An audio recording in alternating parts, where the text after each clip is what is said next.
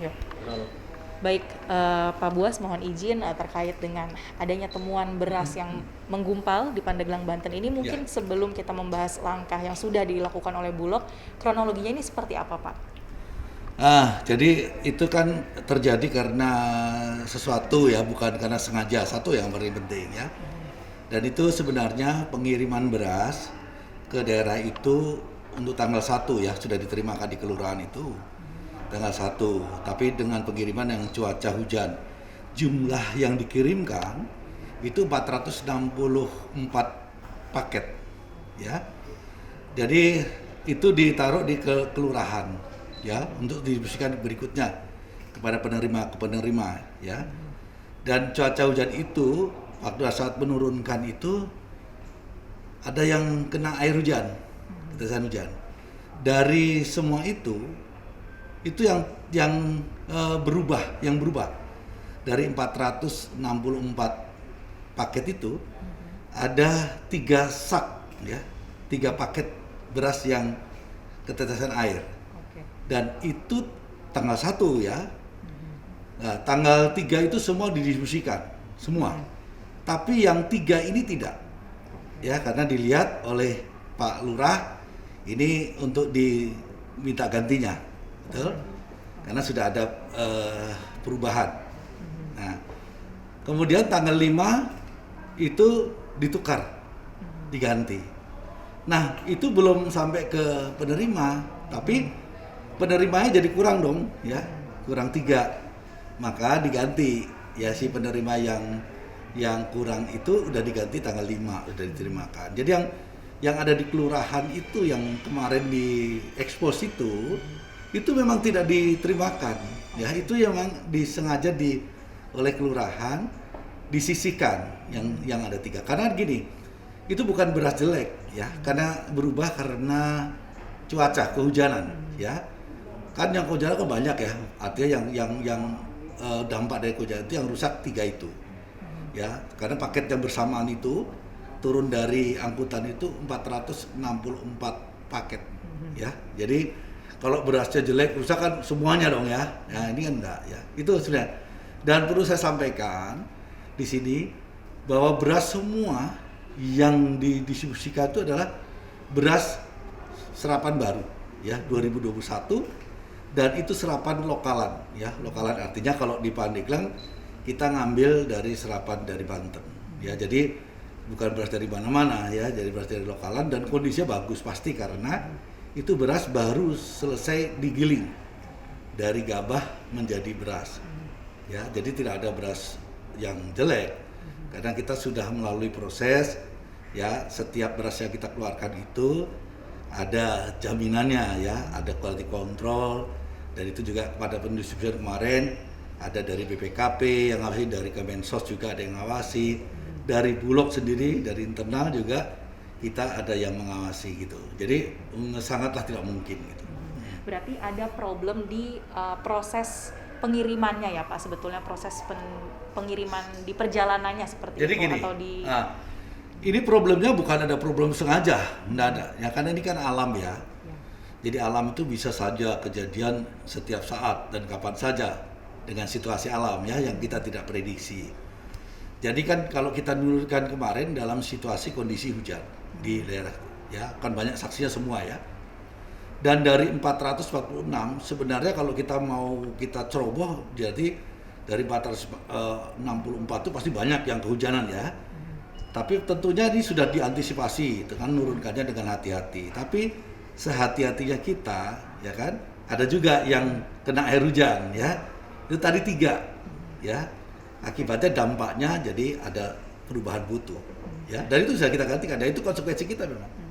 Apakah dari Bulog sendiri sebenarnya sudah ada tim atau kedepannya akan membentuk tim yang memang untuk mengawasi apabila ada force major seperti kondisi cuaca, kendala-kendala yang tidak bisa dihindari ke depannya? Sebenarnya sudah ada tim. Jadi kita bukan karena dari berita ya. Jadi supaya pada semua juga paham bahwa tadi ya dalam penyaluran ya, supaya penyaluran juga dari PT Pos umpamanya ya, yang melaksanakan. PT Pos juga melakukan pengawasan dan itu ada berita acaranya, serah terimanya ya. Dan dari kelurahan, baik dari RT RW semua ada petugas ya. serah terima, dilakukan serah terima. Dan ini ada berita acara serah terimanya semua. Jadi kerusakan itu juga udah ada berita serah terimanya. Karena itu kan adanya tinggal 3 ada di situ, ya. 3 itu dalam rangka untuk pengembalian ke kita. Ya, tapi sudah diganti. Ya, sudah diganti karena kan kita dilaporkan. Itulah sebenarnya tim kita sudah ada melekat di setiap wilayah. Jadi kita tidak lepas tanggung jawab. Begitu ada sesuatu pasti hari itu juga sama. Beberapa wilayah ya, seperti ada yang di Jawa Timur juga kejadian seperti itu. Tapi kita tidak nunggu lama, ya langsung kita berespon itu. Gitu. Baik, penyaluran beras PPKM ini ke Pandeglang ini kan hanya satu wilayah dari berbagai ya, didistribusikan di dalam betul. program PKH ini ya Pak. Mungkin bisa dijelaskan bagaimana sampai saat ini perkembangannya terkait penyaluran beras PPKM. Ya, alhamdulillah ya sampai saat ini semua sudah tersalurkan. Bahkan laporan terakhir hari ini sudah sampai 89% hari ini ya, per hari ini. Berarti tinggal sedikit lagi ya. Ya tinggal 11% ya. Artinya mungkin dalam waktu dekat juga selesai ya. Dari keseluruhan penyaluran kita yang 200.000 ton ini tidak ada komplain, tidak ada masalah. Tidak juga ditemukan beras kita yang kualitasnya rendah. Ya, ini sekali lagi saya jelaskan, tidak ada ya. Jadi karena kita seperti itu, hanya memang harus kita pahami karena ada kelompok-kelompok tertentu yang dulu ikut mendistribusikan beras untuk bantuan-bantuan sosial yang sekarang ini diberikan sepenuhnya kepada Bulog. Tentunya ya kan ini menjadi satu ya permasalahan ya, maka tidak menutup kemungkinan ya, sekali lagi tidak menutup kemungkinan orang-orang yang telah menerima manfaat dari keuntungan kegiatan itu hari ini tidak bisa ya kan. Oleh sebab itu bagaimana ceritanya mereka bisa ya kan membuat image bahwa Bulog itu negatif sehingga nanti kepercayaan masyarakat atau pemerintah untuk kepada Bulog itu turun, jadi diberikan lagi kepada pasar-pasar bebas yang nantinya mereka bisa mendapatkan keuntungan dari kegiatan ini. Itu seperti itu sebenarnya ya. Dan saya biasa menghadapi itu karena kita sudah prediksi ya semenjak awal ya, itu sudah kita prediksi. Buktinya waktu kita menyalurkan juga yang sama yang lalu 450.000 ton itu juga tidak ada masalah kan, satu pun tidak masalah. Tapi kan ada beberapa laporan negatif ya yang ternyata dibuat. Di antaranya karungnya tetap sama, isinya yang ditukar dengan beras jelek. Dipublikasikan itu dari Bulog. Bagaimana mungkin 150 sak cuma satu yang rusak itu dianggap mewakili dari 150. Ya tidak mungkin ya. Dan ini ternyata juga ditemukan bahwa ini rekayasa dari oknum ya. Ini juga sudah dibuktikan melalui Satgas Pangan ya, itu dari kepolisian ya. Dia tidak main-main. Nah, saya juga dari mantan polisian, tentunya saya juga tidak pernah mau bermain-main. Artinya kita ingin melakukan yang terbaik untuk masyarakat kita, apalagi saudara-saudara kita yang susah ya. Dan ini programnya pemerintah, program Pak Presiden, yang Pak Presiden ingin membantu masyarakat yang terdampak dari masalah COVID dan masyarakat yang susah. Nah sekarang ada oknum-oknum yang berpikir ini justru cari keuntungan dari kegiatan ini atau di atas penderitaan saudara-saudara kita yang susah. Nah ini saya tidak inginkan dan ini sudah kita antisipasi ya. Artinya saya diawasi dan saya minta backup dari semuanya, termasuk dari kepolisian, ya dari BPKP, ya kan itu semua saya minta ya supaya kita semua turun. Saya terima kasih kalau ada yang memberikan informasi ya tentang permasalahan di lapangan, saya terima kasih. Justru itulah ya saya kepedulian masyarakat kepada Bulog, kepada pemerintah.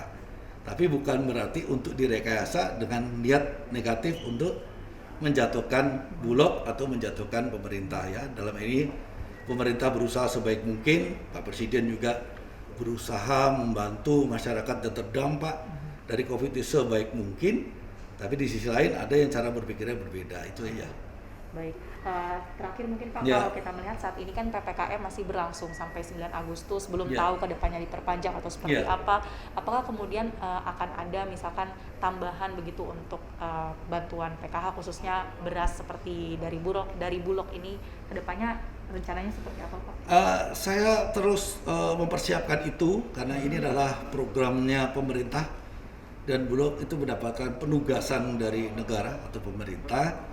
Kita siap ya, artinya sekarang ini kan kita 200.000 ton sudah kita salurkan dan bersama dengan ini kita melanjutkan dengan 88.000 ton ya.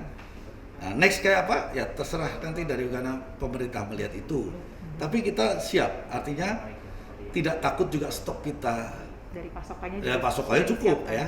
Sekarang dengan kegiatan ini aja ya, Bulog masih mempunyai 1,3 juta ton ya sudah kita salurkan ini ya. Dan sebentar lagi ini sudah mulai dengan panen gadu. Ini sudah mulai.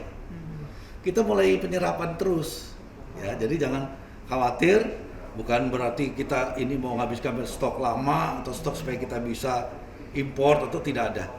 Ya ini cadangan beras pemerintah yang digunakan. Jadi ini program pemerintah, maka kita tidak bicara untuk keuntungan. Ini misi negara.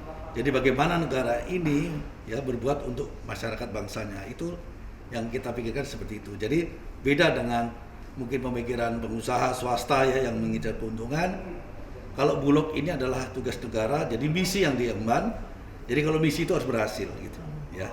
Oke, baik, terima kasih banyak Ya, Bapak sama-sama. Budi Waseso untuk keterangannya. Ya, terima kasih. Masyarakat di Manado putih-putih apa ya. Loh iya. Belum tahu. Jadi jagungnya kecil kayak ketan. Kalau makan enak. Hanya ada sama. Gorontalo sama Manado nggak sama musimnya. Manado masih ada musim dingin, wilayah panas dan panas sekali. Ya panas gitu. Oh iya, karena itu karakteristik wilayah yang bisa hidup padi bagus ya. Bukan wilayah pegunungan yang temperaturnya bisa kadang. Saya ya, tapi kan kontur alamnya beda. Beda. Semua serba pedes, ya kan? Di Gorontalo juga pedes, makan pisang goreng pakai sambal. Khasnya Gorontalo.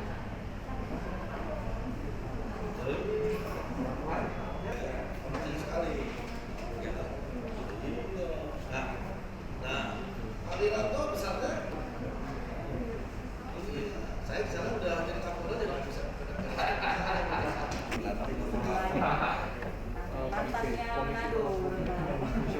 Bukan. Dari Gorontalo dari Manado. Karena budaya sama, adalah mayoritas Islam. Maka dia pengembangan daerah, wilayah, maka oke. Tapi budayanya tetap budaya